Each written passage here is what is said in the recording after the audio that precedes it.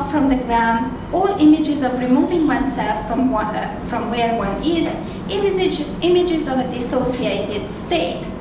Writing like dissociation in clinical terms helps the writer derealize, depersonalize his situation. It supplies a substitute identity, the writer rather than the socialist revolutionary, that can temporarily replace the identity that's under threat and can narrow one's attention to that and only that which is under his control, his writing. The theme of dissociation frequently recurs in passages where the author talks about his scholarly activity, affording him this alternate reality, including an alternate identity.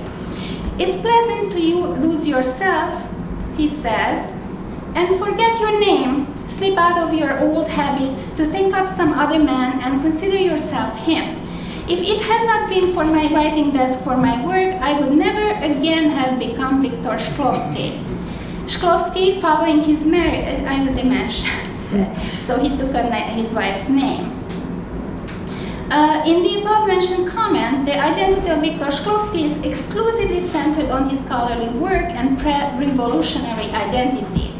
The author states that had it not been for his work, he would not be able to sustain or return to his identity as Shklovsky, which indicates Shklovsky's inverse relationship with reality, namely that the more he's able to submerge and detach, the more his identity emerges.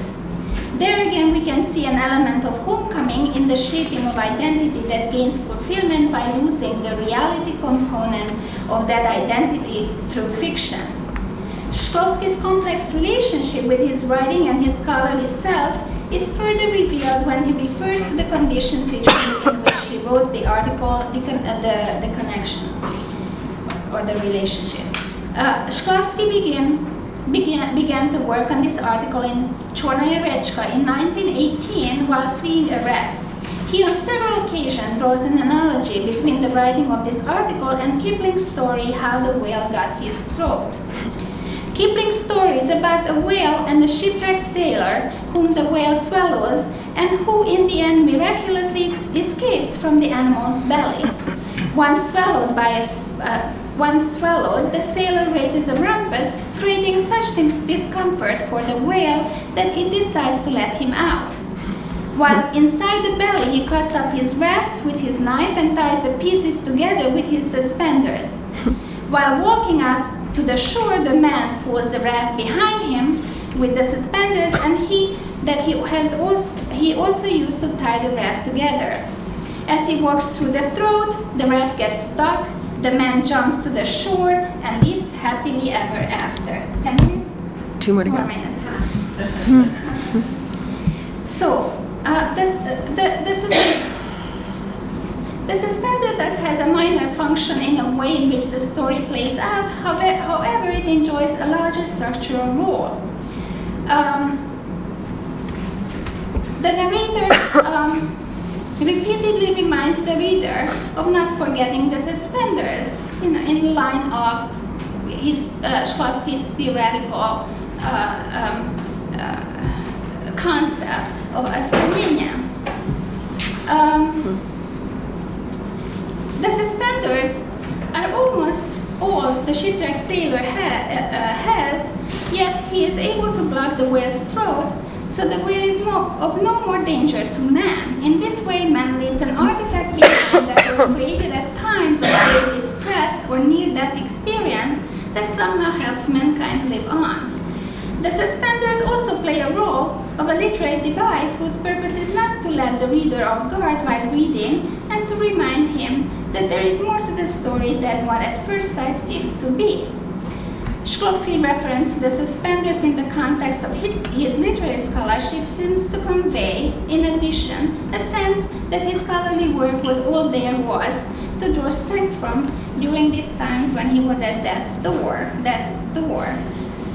So, what the connection I'm trying to make between dissociation is that the absence of content in Shklovsky's scholarship, in my view, is connected to the inability to relate to the content of the traumatic encounters that he experienced during his time. So dissociation, I mean, it's a broader subject, but I think it's like an entry. It's an entry, could be an entry to understanding the work of formalists in the concept of the traumatic encounters that surrounded their everyday realities, a very rarely explored approach. That's a good moment to stop. Okay. Thank you, Anita.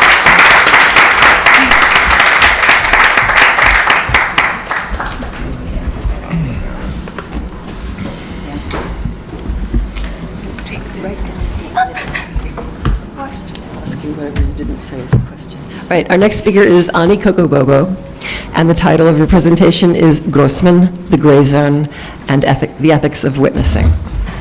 Go. All right, that's starting.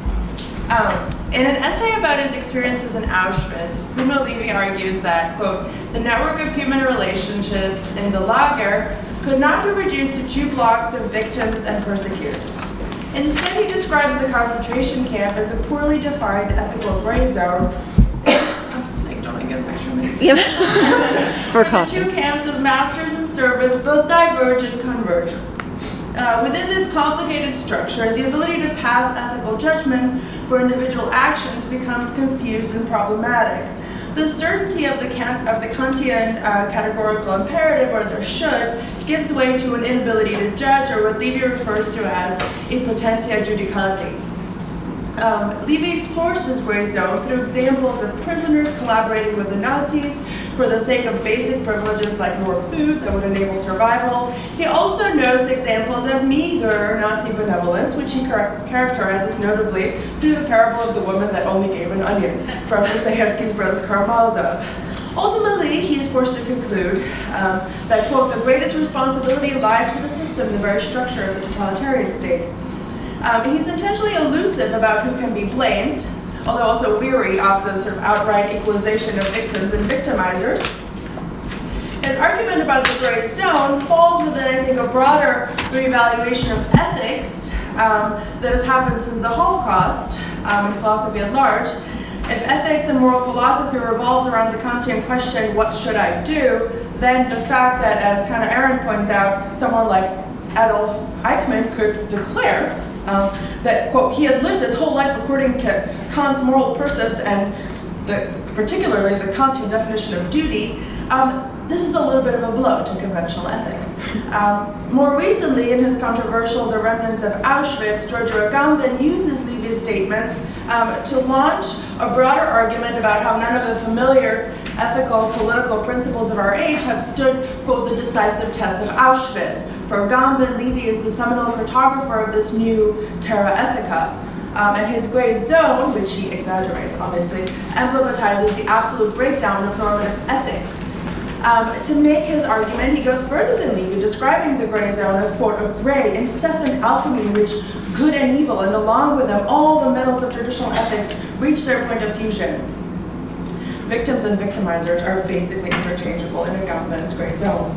The question of ethics after the Holocaust, or rather the breakdown of conventional ethics, is also relevant, I think, in the work of Soviet and Jewish writer Vasily Grossman. Between 1941 and 1945, Grossman spent over 1,000 days as a special correspondent for the Red Army on the front lines of World War II, the longest of any reporter.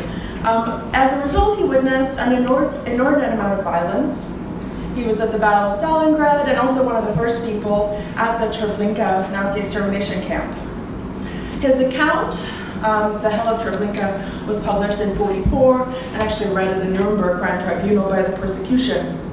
As Grossman writes in that essay, quote, it is the writer's duty to tell the terrible truth, and it's the reader's civic duty to learn this truth. To turn away, to close one's eyes and walk past, is to insult the memory of those who have perished, end quote. As those who have read any of Grossman's works would agree, witnessing and giving testimony of other suffering is often at the core of his ethics and aesthetics as a writer. I would like, in what follows, what little time I have left, I situate Grossman in the new post-Holocaust terror ethica that I've been discussing. Bearing witness to something like the Treblinka death camp, Grossman underwent his own version of an ethical crisis, which led him to formulate, I would argue, a new post-traumatic ethics of testimony. In his last work, Everything Flows, which I'll focus on here, Grossman concentrates on Stalinist violence, which has been sometimes described, most recently by Alexander Etkin, as essentially suicidal violence that precludes blame or revenge. Grossman presents Soviet society and the Gulag in particular as an ethical gray zone where everyone and no one is a morally corrupted collaborator, and ultimately it's the system that's to blame. Within the bounds of this Soviet ethical gray zone, he forges his own intersubjective ethics of testimony that mirrors responses to the breakdown in conventional ethics that we see by other 20th century figures like, I will argue at the very end, the French Jewish philosopher Emmanuel Levinas. Grossman's The Hell of Treblinka has a very clear ethical compass where victims and victimizers are separated. He places most of the blame on National Socialism and the racist national ideologies it presents, and repeatedly distances the Nazis from the realm of humanity. Years later, in Everything Flows, we see his attention directed at Soviet society and the Gulag, and blame and ethical responsibility are a little bit less clear-cut. He approaches the Soviet terror, I would argue, with foreknowledge of the Holocaust, and the prior historical trauma, or contemporaneous, helps him grapple with the other. Throughout the novel, Soviet society is structured as its own variety of an ethical gray zone where virtually everyone collaborates in some form or other. The novel begins with a discussion of guilt and betrayal when the protagonist, Ivan, returns to Moscow from the Gulag to find out that life has gone on without him. He visits his cousin, who's a scientist who has advanced on the backs of less fortunate, smarter scholars. He remembers the suspected plot of the Jewish doctors and his own condemnation of fellow scientists. And then he recalls his own meteoric rise as Nikolai, in part because he's ethnically Russian. Although he never manages to express this guilt to Ivan, Nikolai realizes he was deceived by the system to the point where he substituted his own personal morality with a collective state morality, a substitution which I think is in keeping with Soviet ethics at the time. Richard DeGeorge has argued that because of the focus on material conditions in Marxism, morality in the USSR was, quote, not an end in itself, but a means to an end quote. A set of 12 codified moral rules published in '61, just a couple of years actually before Everything Flows, the moral code of the builder of communism, clearly defines morality as an instrument for state interests. Although we begin with Nikolai, who has not really harmed anyone, has actually given an onion or two, Grossman goes from less to more guilty figures. Eventually, Ivan runs into the man who turned him in, gave false evidence against him.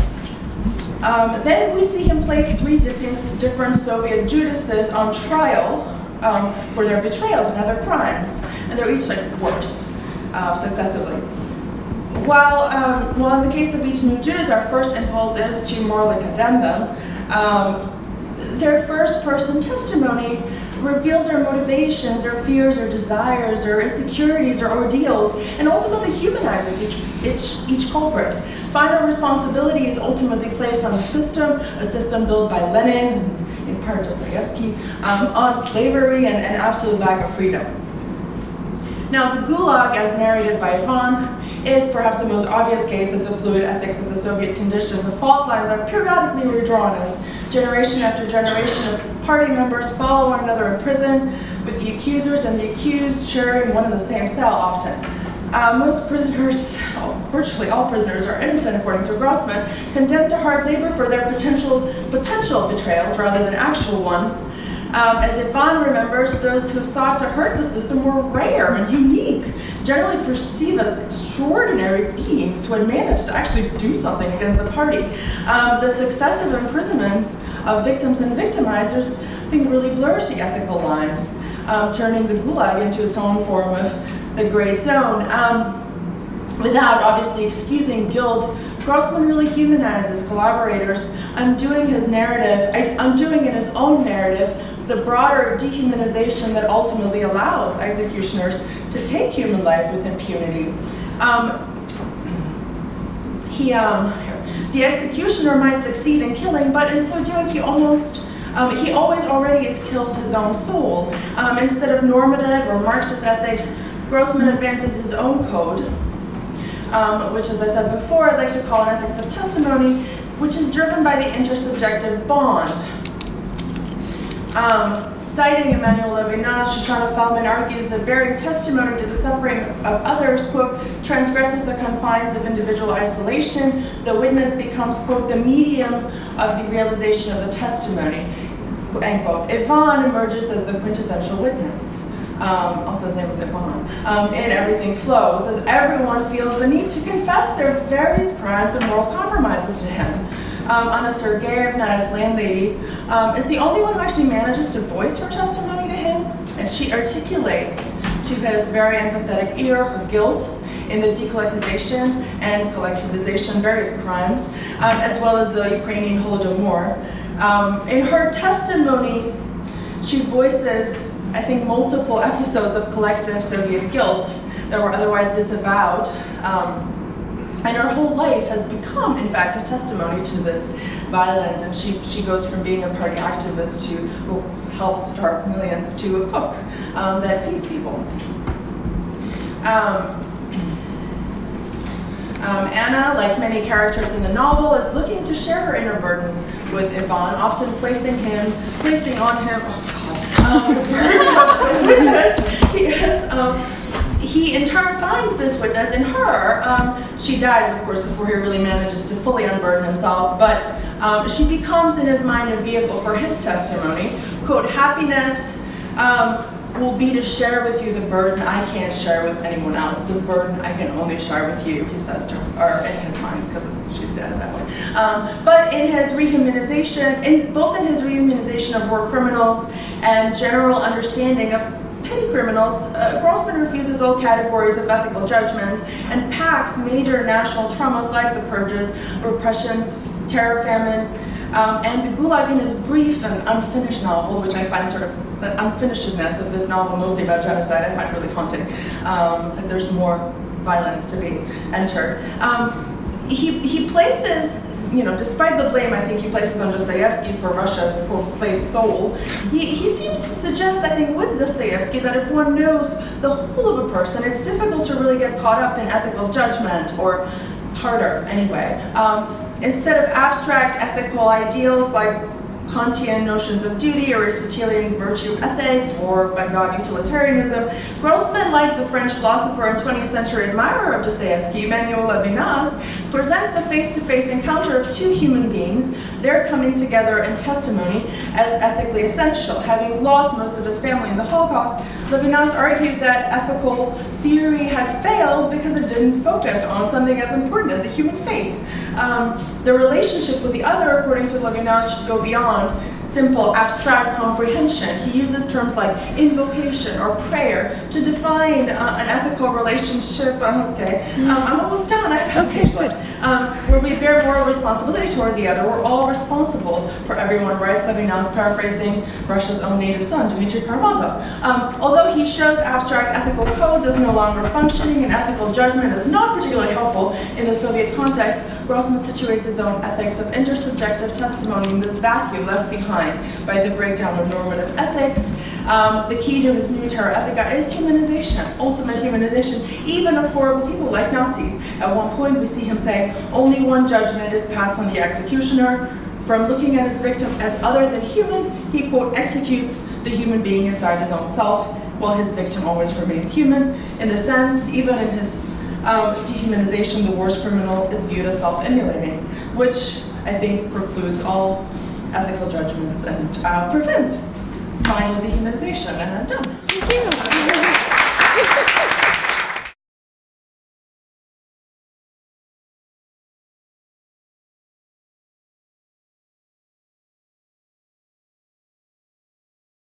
Great. Well, first of all, again, thank you very much for organizing this great day.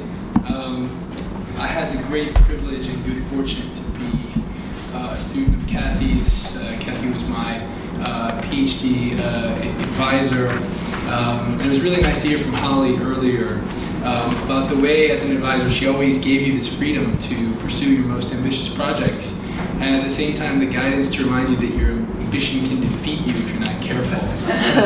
She always had this great intellectual effervescence. You couldn't help but feel excited when you worked with her, but she always coupled that curiosity with the kind of keen critical eye that we remember of her.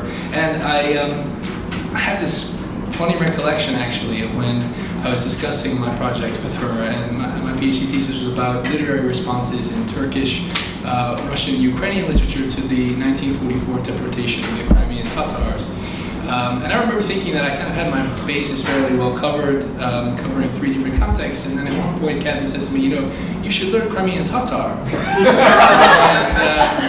And I looked at her, and normally, with any other person you could say, well, you could come up with an excuse. But as I remember it, actually, Cathy was on her way to Georgian class. Yeah. So it was really difficult to say, no, Cathy, sorry, I just won't find time to do that, because she was always doing those kinds of things. So what I'd like to do today, very simply, is discuss, particularly from the Crimean Tatar side, literary dynamics and literary relationships between Ukrainians and Crimean Tatars over the centuries. There is, as you may know, a fairly familiar proverb that's really circulated in a lot of political circles. It goes like this: "Єдиними українцями в Криму є кримські татари." The only, or the greatest, you sometimes hear справжніми українцями, or найбільшими українцями, the greatest Ukrainians in Crimea are the Crimean Tatars.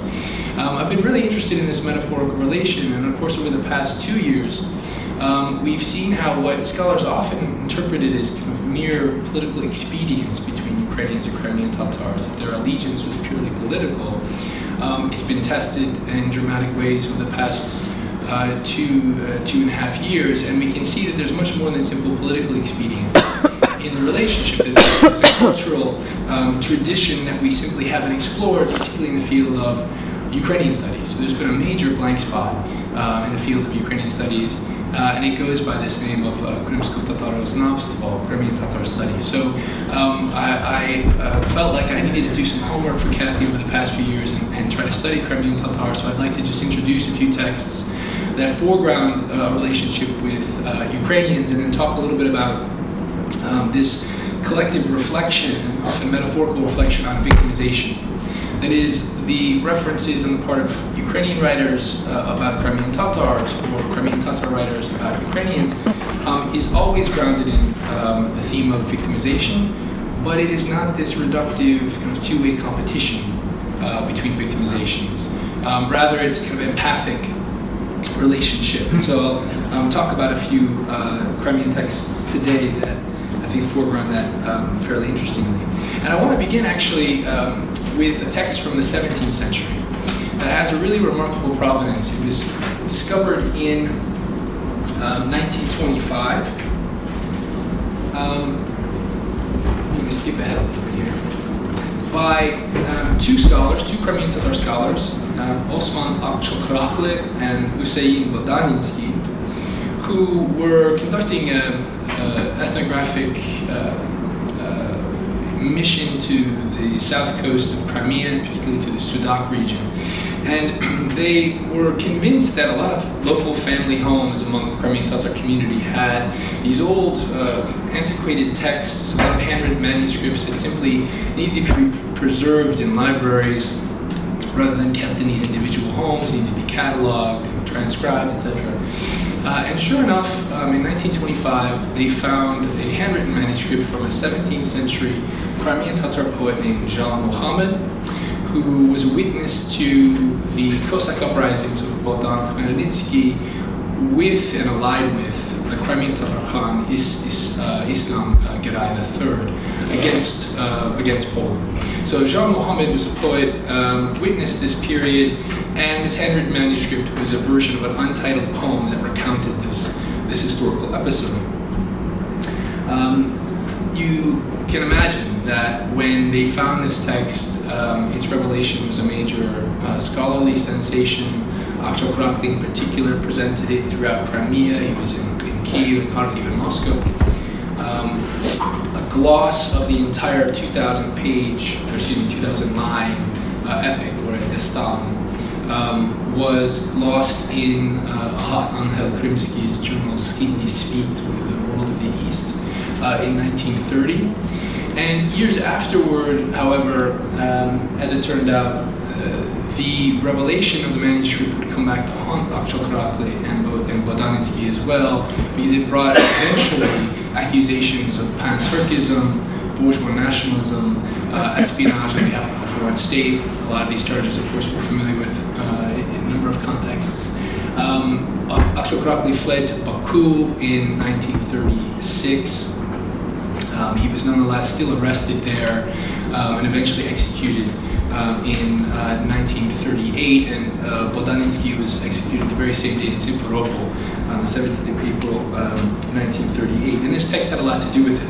So I want to just introduce a few lines of this poem to you, particularly moments in which we have, I think, for the first time in extant Crimean Tatar language literature. By the way, I've been in Britain for 7 years, and the only thing I've picked up is this word literature. So I'm sorry. I'm not going to full Madonna, but if you hear the literature, I'm sorry. I'm trying to say literature. It feels much more comfortable. These are the first, let's say, voices of Ukrainians in extant Crimean Tatar language literature. So it saves time. Thank you. It's all a question of efficiency, and I'm trying to keep the time. That's why I'm using it. Thank you for that explanation. So these are Bogdan Khmelnytsky, the Cossack hetman's emissary, speaking to the Crimean Tatar Khan. Let me just pull this forward. Dediler ki ey bizim sultanımız, başırıp selam kıldı atmanımız. Batavski 81 aşkar ile kemik çun tedirgidi bize. İlminizi, kuyuminizi kısa kırak, cümlesini epotayı kısa kırak. Kalacak yıl em kırıma kılsa kırak, kırım halkın kıymayıp olsa kırak. So the first words spoken by Ukrainians in extant Crimean Tatar literature are admonitions of future mutual suffering.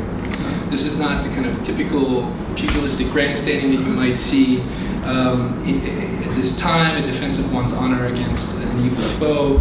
Rather, it's an entreaty for assistance in light of an existential threat.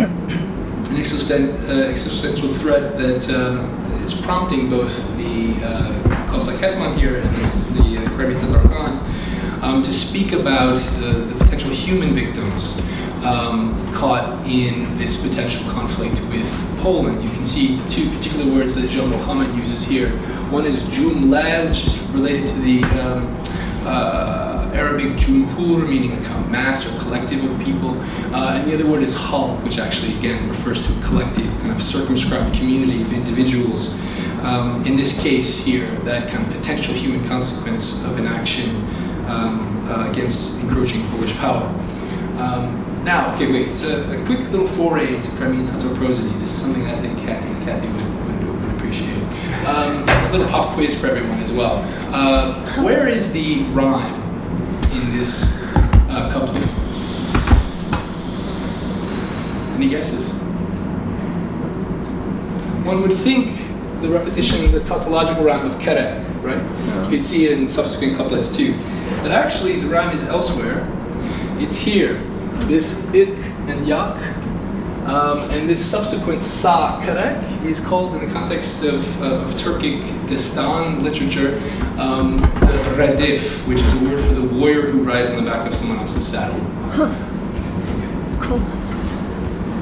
Now, this particular text by John Mohammed becomes a critical source material for the Crimean Tatar poet and scholar Shamil Aliyeddin, who is probably the Crimean Tatar writer most intertextual with Ukrainian culture and literature.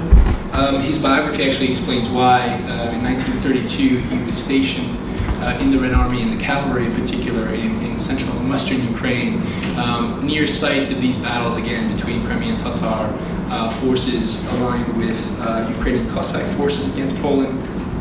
I don't have time necessarily to go into a poem that Aliyeddin writes in the early 1930s, but I just want to foreground for you again this theme of mutual victimization, or kind of victimization and suffering that this particular Crimean Tatar figure can understand in the case of Ukrainian culture. So the poem here is called Ebu Ukraina, or Great Ukraine. But the greatness is reflected in this past and history of suffering that, again, Crimean Tatars understand all too well. Okay, now I do want to draw our attention to a larger work, however, that was, let's say, the crowning achievement of Ali-Din's literary productivity. It was something that he worked upon until his death, very much inspired by Jean Mohammed's 17th century text. It goes by the name Togay Bey. In fact, Jean Mohammed's poem, even though it didn't have a title, often goes by that shorthand even today. This is the name of a Nogai captain who served Crimean Tatar Khan Islam Garay III, along with Khmelnytsky.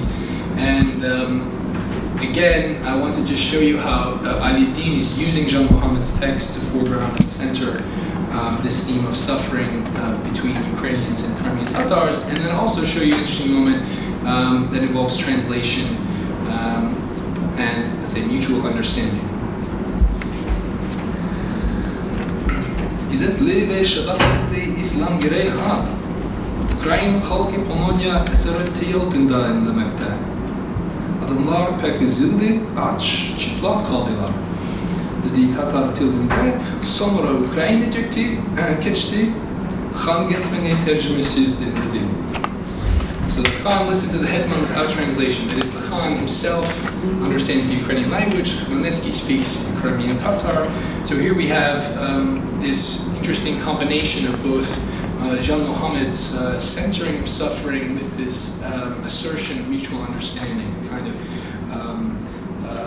mutual comprehension that cues us more to the cultural and to the affective rather than the simply politically expedient.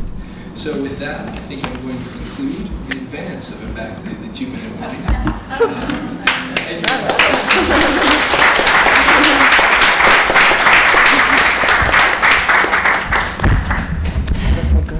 Thank you. I'd like to invite questions, and please identify yourself first.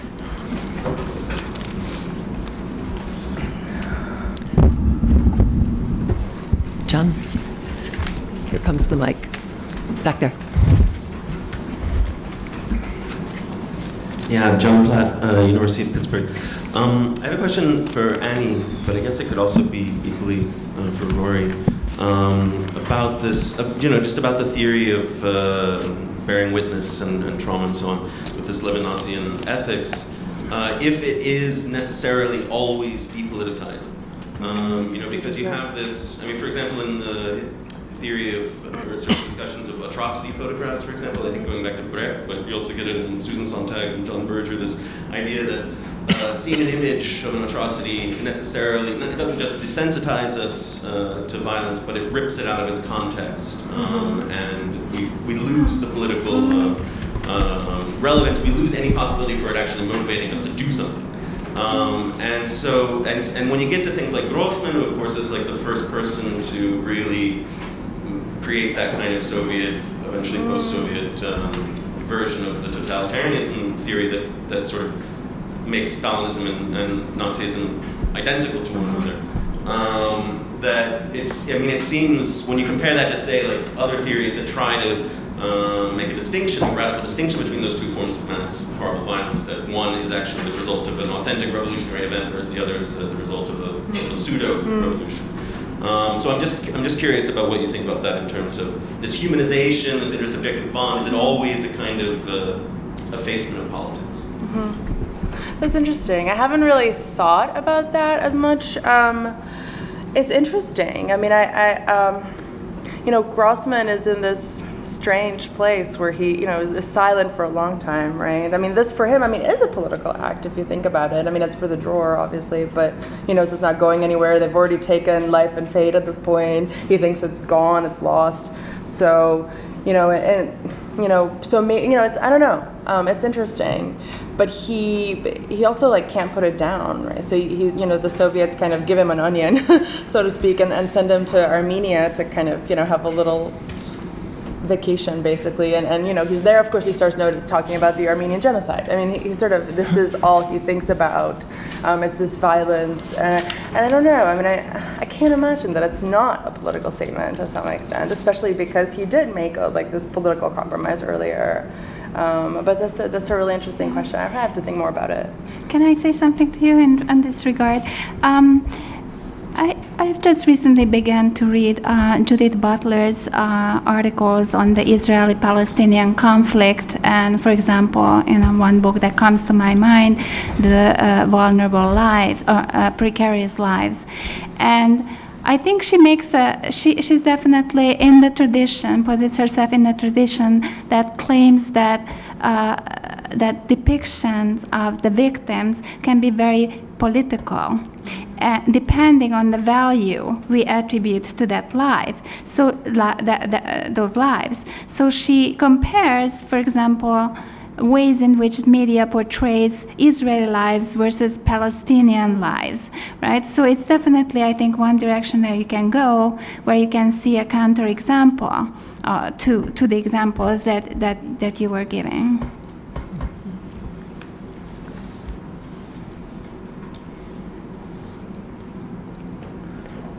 David? Yeah, question for... Here comes. David Goldfarb, I'm an independent scholar in Polish literature. Question for Rory. What about my sense is that there's a kind of one directionality in the way that, of course the Tatars are learning Ukrainian, but not the other way around. How do you read that, and what do you do with it? Do you mean today, or? Well, and probably going back, right? I mean that in this example, referring to the past, that it's very impressive that the Khan can listen to the headman without translation, but it's not going to happen the other way. Right. Well, I mean, then again, Khmelnytsky is initially speaking in this particular excerpt in Crimean Tatar, and then he switches to Ukrainian. So he said in the Tatar language before moving to Ukrainian. This has everything to do with being in captivity. So Khmelnytsky was in Crimean Tatar captivity and famously learns their language at this time. So I think it's quite fascinating, these various literary texts that show us a Cossack hetman, who obviously in various other cultural contexts is thought of as a completely different type of figure, right? Not someone who's, as you know all too well, not someone who's, let's say, liberating and oppressed people, but rather oppressing people. And obviously the horror of the pogroms against the Jewish people at this time in the 17th century is something completely left out of the picture. But there is this really interesting way in which various Ukrainian and Crimean Tatar writers are referencing this ability to understand each other, where their politics moves into this realm of speech and expression. It's, of course, worth remembering that in 1654, when Khmelnytsky signs the Treaty of Pereyaslav with Tsar Alexei, they need interpreters. So this knowledge of Russian, this, let's say, Muscovite Russian at this time is not necessarily censored, but this knowledge of Crimean Tatar and Ukrainian goes both ways. That said, I've excluded a huge corpus of writing that tells a completely different story about this relationship, and it centers on this trope of the plundering Tatar conducting slave raids into the Ukrainian lands for markets in Istanbul, Bakhchisarai. What's I think very interesting is after the 1930s in particular, and then subsequently after the deportation in 1944, there is a very abrupt shift in representation on the part of the Crimean Tatars and Ukrainians about each other. So there's a lot of work to temper this long-standing trope that comes from Cossack Dumi of the 16th, 17th centuries, these epic poems very much about oppressive Tatar-Turkic raids, and they make their best effort to address this issue. And interestingly, what they often do is say that, in fact, the Crimean Tatars were acting on behalf of the Ottoman Sultan, and the Sultan pressured them into economic circumstances that required them to conduct these raids. So Ukrainian authors and poets are rationalizing this other past, this other trope of the Crimean Tatar, and refashioning it in new ways as more constructive and friendly. Thanks, David. I have a question to Rory.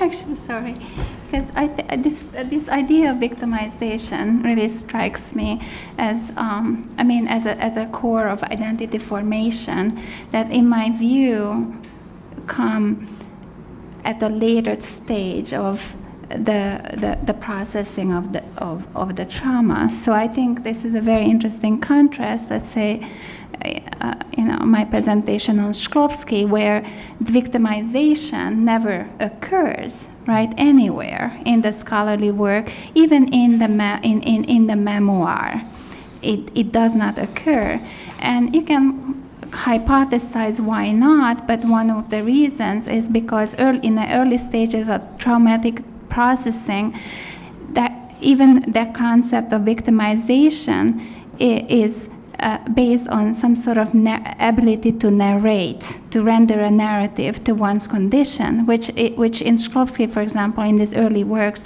is not apparent. So it's very interesting to me. My question to Rory is that the works that you've discussed, are they removed? Are they further in distance from the actual event? Are they to what extent are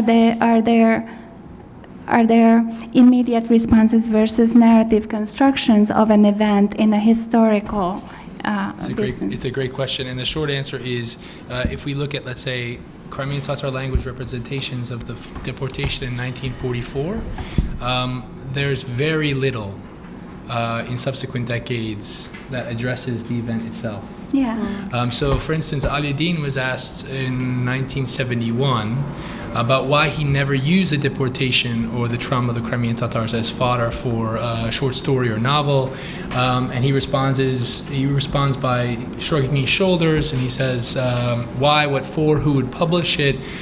We were not only forbidden to write about the past, but to think about it. Нам запрещено не только думать, не только писать, и тоже думать о пережитом, as I remember it." So. I think this is emblematic, as you say, of let's say, the literature of Stalinist trauma. It's a bit like, charting the recesses of an unknown sea. You have to kind of use sonar, and what you tend to find are the disfrequencies or the discontinuities, the disruptions on the radar, rather than the actual object that you're searching for itself.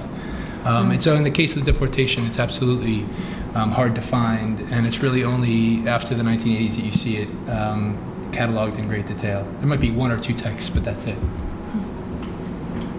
Can I just ask a real quick one? This partly also strangely reminds me of Albanian narratives that are similar. But I was going to ask you, in this victimization element to it, is there also an element of, woe is us, but look how strong we are, look how well we can endure?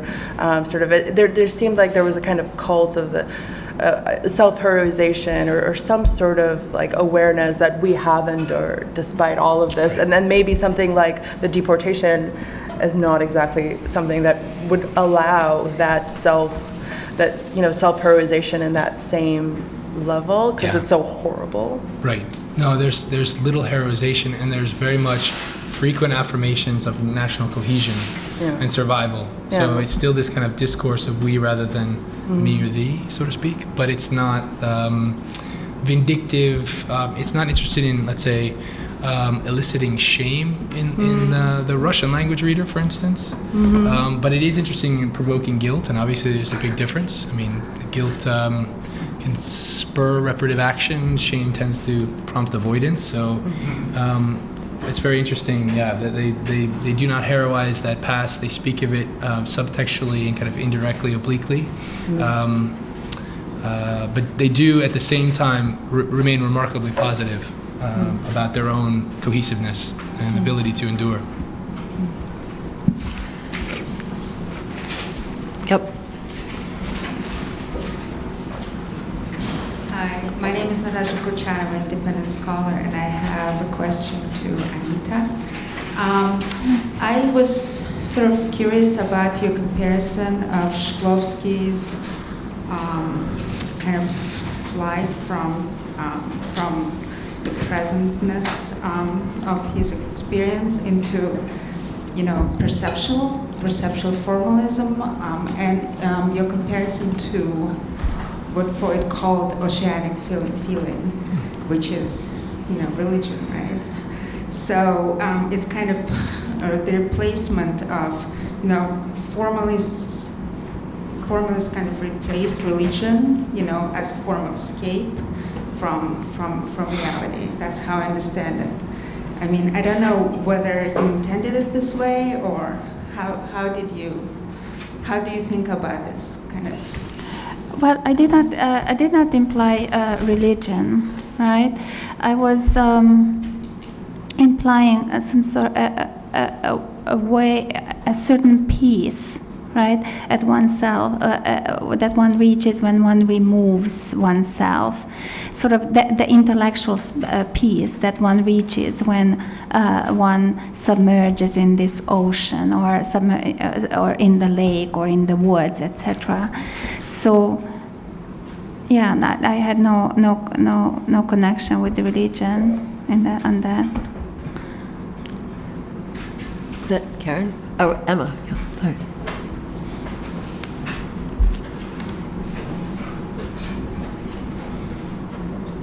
I'm Emma Lieber. I was interested in the oceanic also, Anita, and I kept thinking about this image of the impossibility of submerging in the ocean, and all you're left with is the land, and that this was kind of, it seemed to me, a metaphor for formalism, that there's no possibility of submersion in the content, all you have is the container. And I was thinking also, and I don't know how this connects to what you were talking about, but I was wondering about it, the extent to which that this is the failure of a fantasy that's of course impossible, to the extent that if the writer's fantasy, which may very well be the sort of quintessential fantasy of writing, is to get back to something, some state of wholeness through language. Language is of course both the agent and the mark of our separation from whatever this is, wholeness or the oceanic or whatever. So I don't know how that works and what you're thinking of. I was wondering if you language, trauma, and then formalism in particular. Right. I actually don't think, I consider this enterprise extremely successful, given the constraints of reality, right? Because he created, in my view, he created a theory around the traumatic void that cannot be really narrated, right? So he created a theory which is void of content, which is very scientific, right? What is more solid, what's more void of everyday reality than science. So he created this theory around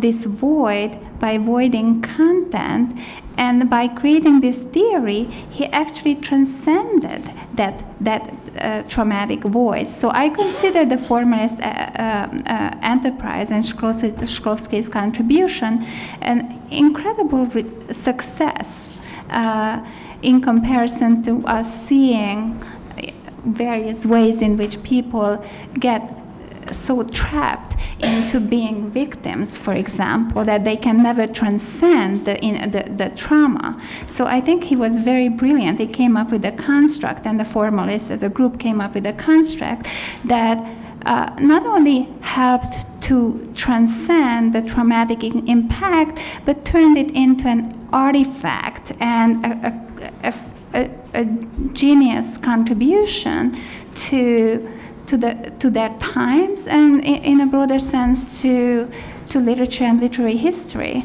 in general. So I admire this enterprise. I never considered it a failure. I'm going to have to put an end to this panel so that we have time for our coffee break. But I have one last very quick question for Anita, and that is, what was Shklovsky's maiden name? Last name, Cody. Oh, I thought you were suggesting that Nancy Condi might have been a... No. Oh, he married his wife, and he took on her name and was resigned to live as Mr. Cody, but then turned out... Okay, thank you very much to all the panelists.